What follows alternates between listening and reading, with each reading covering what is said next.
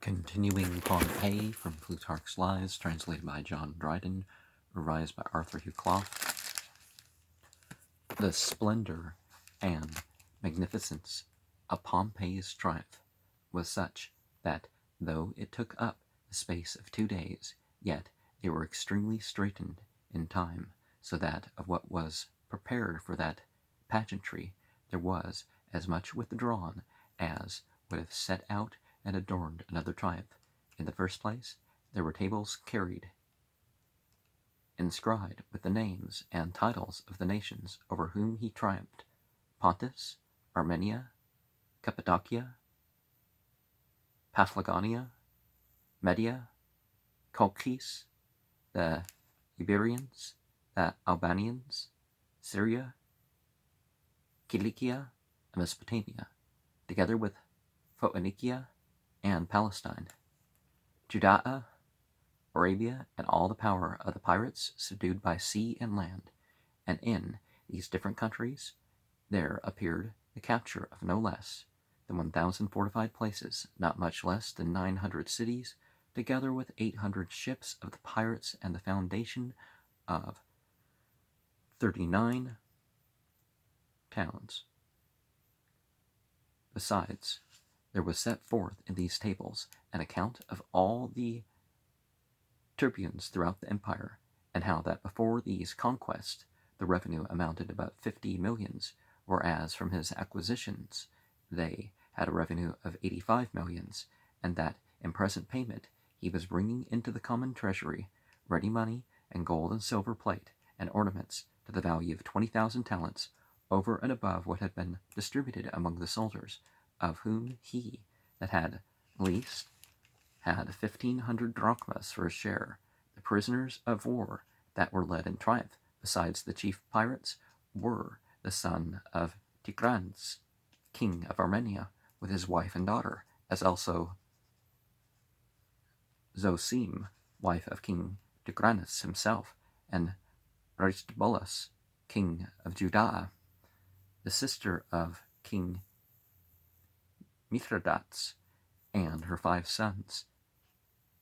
Some Scythian women. There were likewise the hostages of the Albanians and Iberians, and of the king of Commagene, besides a vast number of trophies, one for every battle, in which was a conqueror, either himself in person or by his lieutenants. But that which he seemed to be his greatest glory, being one which no other Roman ever attained to, was this, that he made his 3rd triumph over the 3rd division of the world. For others among the Romans had the honor of triumphing thrice, but his 1st triumph was over Africa, his 2nd over Europe, and this last over Asia. I guess they mean Asia now. So that he seemed in these 3 triumphs to have led the whole world captive. And of course we find that even as recent as this, well, not too recent, such talk is always exaggerated.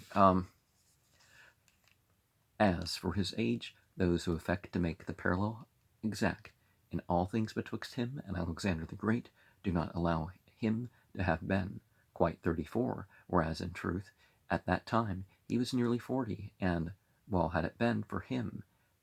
had he terminated his life at this date, this idea of people, no, it's not good for you to commit suicide, ever. So, yeah. While he still enjoyed Alexander's fortune, since all his aftertime served only either to bring him prosperity that made him odious, or calamities too great to be retrieved, for that great authority which he had gained in the city by his merits he made use of only in patronizing the iniquities of others, so that by advancing their fortunes he detracted from his own glory, till at last he was overthrown even by the force and greatness of his own power. And as the strongest citadel or fort in a town, when it is taken by an enemy, does then afford the same strength to the foe as it had done to friends before. So Caesar, after Pompey's aid had made him strong enough to defy his country, ruined and overthrew at last the power which had availed him against the rest. The course of things was as follows. Lucullus, when he returned out of Asia, where he had been treated with insult by Pompey, was received by the Senate with great honor, which was yet increased when Pompey came home. To check whose ambition, they encouraged him to assume the administration of the government, whereas he was now grown cold and disinclined to business, having given himself over to the pleasures of ease and the enjoyment of a splendid fortune. However, he began for the time to exert himself against Pompey, attacked him sharply, and succeeded in having his own acts and decrees, which were repealed by Pompey, re-established, and, with the assistance of Cato, gained the superiority in the Senate. Pompey, having fallen from his hopes in such an unworthy repulse, was forced to fly to the tribunes of the people for refuge, and to attach himself to the young men, among whom was Claudius, the vilest and most impudent wretch alive, who took him about and exposed him as a tool to the people, carrying him up and down among the throngs in the marketplace, to countenance those laws and speeches which he made to cajole the people and ingratiate himself, and at last, for his reward, he demanded Pompey, as if he had not disgraced, but done him a great kindness, that he should forsake, as in the end he did forsake, Cicero, his friend, who on many public occasions had done him the greatest service. And so when Cicero was in danger and implored his aid, he would not admit him into his presence, but shutting up his gates against those who came to mediate for him, slipped out at a back door, whereupon Cicero, fearing the result of his trial, departed privately from Rome. About that time, Caesar, returning from military service, started a course of policy which brought him great present favor, and much increased his power for the future, and proved extremely destructive both to Pompey and the Commonwealth, for now he stood candidate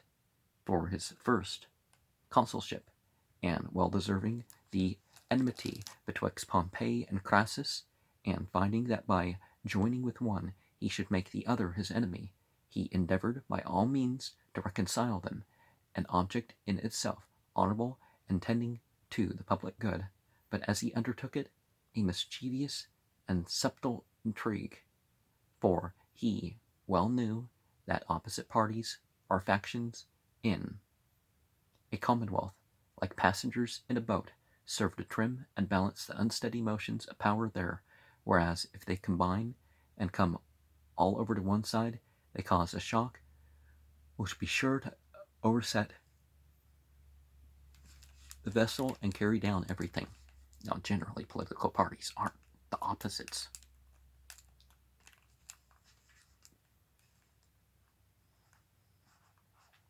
And therefore Cato wisely told those who charged all the calamities of Rome upon the disagreement between Pompey and Caesar, that they were in error in charging all the crime upon the last cause, for it was not their discord and enmity, but their enmity and friendship that gave the first and greatest blow to the Commonwealth. Caesar, being thus elected consul, began at once to make an interest with the poor and meaner sort, by preferring and establishing laws for planting colonies and dividing lands, lowering the dignity of his office, and turning his consulship into a sort of tribuneship rather. And when Bibulus, his colleague, opposed him, and Cato was prepared to second Bibulus and assist him vigorously, Caesar brought Pompey upon the hustings, and addressing him in the sight of the people, demanded his opinion upon the laws that were proposed. Pompey gave his approbation. Then Caesar, in any case man should offer violence to these laws, will you then be ready to give assistance to the people? Yes, replied Pompey, I shall be ready, and against those that threaten the sword I will appear with sword and buckler. Nothing ever was said or done by Pompey up to that day, that seemed more insolent and overbearing, so that his friends endeavored to apologize for it, as a word spoken inadvertently, but by his actions afterwards it appeared plainly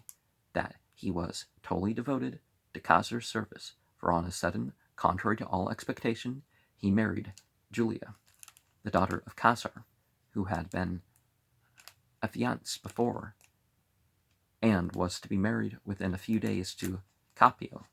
and to appease Capio's wrath, he gave him his own daughter in marriage, who had been espoused before to Faustus, the son of Sulla. Caesar himself married Calpurnia, the daughter of Piso. Upon this, Pompey, filling the city with soldiers, carried all things by force as he pleased. Now, one thing, I guess, is still legal in my country, but I don't agree with is this thing of marriages should stand for themselves, not I'll marry your daughter if you marry my daughter, I'll have to marry your daughter, and that sort of stuff. Now, that can happen, but that shouldn't be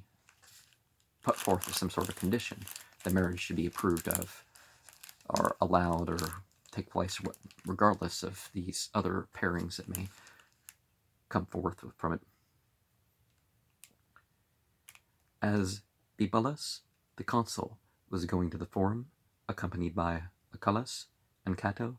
they fell upon him on a sudden, and broke his rods, and somebody threw a vessel of ordure upon the head of Bibulus himself, and two tribunes of the people, who exhorted him, were desperately wounded in the fray, and thus having cleared the forum of all their adversaries, they got their bill for the division of lands established and passed into an act, and not only so, but the whole populace, being taken with this bait, became totally at their devotion, inquiring into nothing, and without a word giving their suffrages to whatever they propounded. Thus they confirmed all these acts and decrees of Pompey, which were questioned and contested by Lucullus, and to Caesar they granted the provinces of Gaul, both within and without the Alps, together with the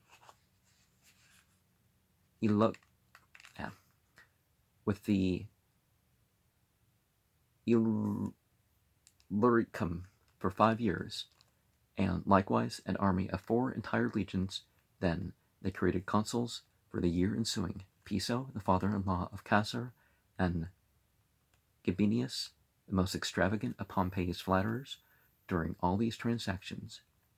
Bibulus kept close within doors, nor did he appear publicly in person for the space of 8 months together, notwithstanding he was consul, but sent out proclamations full of bitter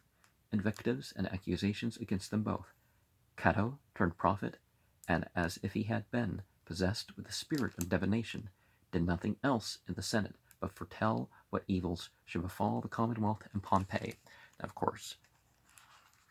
as much as people think that that's the main thing of a prophet, is predicting the future, that's not even actually necessary when it comes to any type of prophet.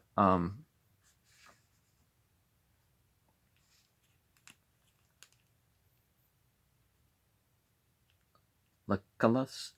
pleaded old age and retired to take his ease, and superannuated for affairs of state, which gave occasion to the saying of Pompey, that the fatigues of luxury were not more seasonable for an old man than those of government, which in truth proved a reflection upon himself, for he not long after let his fondness for his young wife seduce him also into effeminate habits. He gave all his time to her, and passed his days in her company, in country houses and gardens, paying no heed to what was going on at the forum, insomuch that Claudius, who was then tribune of the people, began to despise him and engage in the most audacious attempts, for when he had banished Caro and sent away Cato into Cyprus under pretense of military duty, and when Caesar was gone upon his expedition to Gaul, finding the populace now looking to him as a leader who did everything according to their pleasure, he attempted forthwith to repeal some of Pompey's decrees, he took Tigranes the captive out of prison and kept him about him and as his companion, and commenced actions against several of Pompey's friends, thus designing to try the extent of his power. At last, upon the time when Pompey was present at the hearing of a certain cause, Claudius, accompanied with a crowd of profligate and impudent ruffians, standing up in a place above the rest, put questions to the populace as follows: Who is the dissolute general? Who is the man that seeks another man, who scratches his head with one finger, and the rabble, upon the signal of his shaking his gown, with a great shout to every question, like singers making responses in a chorus, made answer, Pompey. This, indeed, was no small annoyance to Pompey, who was quite unaccustomed to hear anything ill of himself, and unexperienced altogether in such encounters, and he was yet more vexed when he saw that the Senate rejoiced at this foul usage, and regarded it as a just punishment upon him for his treachery to Cicero. But when it came even to blows and wounds in the forum, and that one of Claudius's bond-slaves was apprehended, creeping through the crowd towards Pompey with a sword in his hand, Pompey laid hold of his pretense, though perhaps otherwise apprehensive of Claudius's insolence and bad language, and never appeared again in the forum during all the time he was tribune, but kept close at home, and passed his time in consulting with his friends by what means he might best allay the displeasure of the Senate and nobles against him. Among other expedients, Clough advised the divorce of Julia, and to abandon Caesar's friendship to gain that of the Senate. This he would not hearken to. Others again advised him to call home Cicero from banishment, a man who was always the great adversary of Claudius, and as great a favorite of the Senate. To this he was easily persuaded, and therefore he brought Cicero's brother into the forum, attended with a strong party, to petition for his return, where after a warm dispute, in which several were wounded and some slain, he got the victory over Claudius. No sooner was Cicero returned home upon this decree, but immediately he used his efforts to reconcile the Senate to Pompey, and by speaking in favor of the law upon the importations of corn, kernels, they don't mean what we usually mean when we say the word corn, did again, in effect, make Pompey sovereign lord of all the Roman possessions by sea and land, for by that law there were placed under his control all ports, markets, and storehouses, and in short, all the concerns both of the merchants and the husbandmen, which gave occasion to the charge brought against it by Claudius, that the law was not made because of the scarcity of kernels, but the scarcity of kernels was made that they might pass a law whereby that power of his was now grown feeble and consumptive, might be revived again, and Pompey restated in a new empire. Others look upon it as a politic device of Splinter, the consul, whose design it was to secure Pompey in a greater authority, that he himself might be sent in assistance to King Ptolemy. However, it is certain that Canidius, the tribune, preferred a law to dispatch Pompey in the character of an ambassador without an army, attended only with 2 lictors, as a mediator betwixt the king and his subjects of Alexandria. Neither did this proposal seem unacceptable to Pompey, though the Senate cast it out upon the specious pretense that they were unwilling to hazard his person. However, there were found several writings scattered about the forum and near the Senate house, intimating how grateful it would be to Ptolemy to have Pompey appointed for his general instead of Splinter, and Timagenes even asserts that Ptolemy went away and left Egypt not out of necessity, but purely upon the persuasion of Theophanes, who was anxious to give Pompey the opportunity for holding a new command and gaining further wealth. But Theophanes' want of honesty does not go so far to make this story credible as does Pompey's own nature, which was averse, with all its ambition, to such base and disingenuous acts, to render it improbable. Then Pompey, being appointed chief purveyor, and having within his administration and management all the grain trade, sent abroad his factors and agents into all quarters, and he himself, sailing into Sicily, Sardinia, and Africa, collected vast stores of kernels. He was just ready to set sail upon his voyage home, when a great storm arose upon a sea, and upon the voyage home, when a great storm arose upon the sea, and the ship's commanders doubted whether it were safe, upon which Pompey himself went first abroad and bid the mariners weigh anchor, declaring with a loud voice that there was a necessity to sail, but no necessity to live, so that with this spirit and courage, and having met with favorable fortune, he made a prosperous return, and filled the markets with grain, and the sea with ships, so much so that this great plenty and abundance of provisions yielded a sufficient supply, not only to the city of Rome, but even to other places too, dispersing itself like waters from a spring into all quarters. Now, one thing that's dead on true is that one should do what one should do. You try to preserve your life, per se, but it's not at the cost of not doing what should be done. Meantime, Caesar grew great and famous with his wars in Gaul, and while in appearance he seemed far distant from Rome, entangled in the affairs of the Belgians,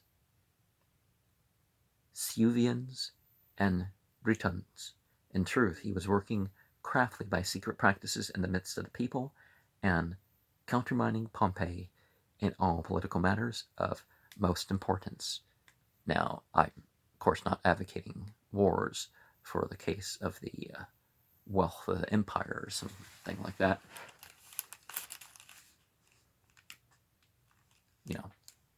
Could do and should do aren't the same thing. He himself, with his army close about him, as if it had been his own body, not with mere views of conquest over the barbarians, but as though his contest with them were but mere sports and exercises of the chase, he did his utmost with their training and discipline to make it invincible and alarming. In the meantime, his gold and silver and other spoils and treasure, which he took from the enemy in his conquest, he sent to Rome in presents, tempting people with his gifts, and aiding aediles, praetors, and consuls, as also their wives in their expenses, and as purchasing himself numerous friends, insomuch that when he passed back again over the Alps, and took up his winter quarters in the city of Lucca, there flocked to him an infinite number of men and women,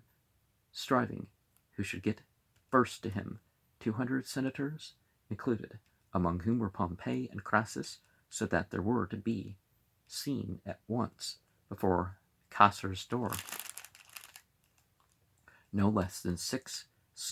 rods of proconsuls and praetors. The rest of his addressers he sent all away, full fraught with hopes and money, but with Crassus and Pompey he entered into special articles of agreement, that they should stand candidates for the consulship next year, that Caesar on his part should send a number of his soldiers to give their votes at the election, that as soon as they were elected, they should use their interest to have the command of some provinces and legions assigned to themselves, and that Caesar should have his present charge affirmed to him for 5 years more. When these arrangements came to be generally known, great indignation was excited among the chief men in Rome, and Marcellinus, in an open assembly of the people, demanded of them both whether they designed to sue for the consulship or no, and being urged by the people for their answer, Pompey spoke first and told them perhaps he would sue for it, perhaps he would not. Crassus was more temperate and said that he would do what should be judged most agreeable with the interest of the commonwealth, and when Marcellinus persisted in his attack on Pompey, and spoke, as it was thought, with some vehemence. Pompey remarked that Marcellinus was certainly the unfairest of men, to show him no gratitude for having thus made him an orator out of a mute, and converted him from a hungry starveling into a man so full fed that he could not contain himself. Most of the candidates nevertheless abandoned their canvass for the consulship. Cato alone persuaded and encouraged Lucius Domitius not to desist, since the contest now is not for office, but for liberty against tyrants and usurpers. Therefore those of Pompey's party, fearing this inflexible constancy in Cato, by which he kept with him the whole Senate, lest by this he should likewise pervert and draw after him all the well-affected part of the commonalty, resolved to withstand Domitius at once, and to prevent his entrance into the forum. To this end, therefore, they sent in a band of armed men who slew the torchbearer of Domitius as he was leading the way before him, and put all the rest to flight. Last of all, Cato himself retired after having received a wound in his right arm while defending Domitius. Thus, by these means and practices, they obtained the consulship. Neither did they behave themselves with more decency in their further proceedings, but in the first place, when the people were choosing Cato praetor and just ready with their votes for the poll, Pompey broke up the assembly upon a pretext of some inauspicious appearance, and having gained the tribes by money, they publicly proclaimed Vatinius praetor. Then, in pursuance of their covenants with Caesar, they introduced several laws by Trebonius, the tribune, continuing Caesar's commission to another 5 years' charge of his province. To Crassus there were appointed Syria and the Parthian War, and to Pompey himself all Africa, together with both Spains, and 4 legions of soldiers, 2 of which he lent to Caesar upon his request for the wars in Gaul. Crassus, upon the expiration of his consulship, departed forthwith into his province, but Pompey spent some time there in Rome upon the opening or dedication of his theater, where he treated the people with all sorts of games, shows, and exercises, in gymnastics alike and in music. There was likewise the hunting or baiting of wild beasts, and combats with them, in which 500 lions were slain. But above all, the battle of elephants was a spectacle full of horror and amazement. These entertainments brought him great honor and popularity, but on the other side he created no less envy to himself, in that he committed the government of his provinces and legions into the hands of friends as his lieutenants, whilst he himself was going about and spending his time with his wife in all the places of amusement in Italy, whether it were he was so fond of her himself, or she so fond of him, and he unable to distress her by going away. For this also is stated, and the love displayed by this young wife for her elderly husband was a matter of general note, to be attributed, it would seem, to his constancy in married life, and with his dignity of manner, which in familiar intercourse was tempered with grace and gentleness, and was particularly attractive to women, as even Flora, the courtesan, may be thought good enough evidence to prove. It once happened in public assembly, as they were at an election of the aediles, that the people came to blows, and several about Pompey were slain, so that he, finding himself all bloody, ordered a change of apparel. But the servants who brought home his clothes, making a great bustle and hurry about the house, it chanced that the young lady, who was then with child, saw his gown all stained with blood, upon which she dropped immediately into a swoon, and was hardly brought to life again. However, what with her fright and suffering, she fell into labor and miscarried. Even those who chiefly censured Pompey for his friendship to Caesar could not reprove him for his affection to so attached a wife. Afterwards she was great again, and brought to bed of a daughter, but died in childbed. Well, that's an odd way to phrase it. One sired a daughter, but she died while still a child. But neither did the infant outlive her mother many days. Pompey had prepared all things for the interment of her corpse at his house near Alba, but the people seized upon it by force, and performed the solemnities in the field of Mars, rather in compassion for the young lady than in favor either for Pompey or Caesar. And yet these two the people seemed at that time to pay Caesar a greater share of honor in his absence than to Pompey, though he was present. Of course, there's funerals should be done for themselves, right? But of course, most cultures, it's, well, the richer, more famous people get this different funeral, when honestly the poor person that people don't know the name of, cast aside, could, definitely be in a better position towards the next life.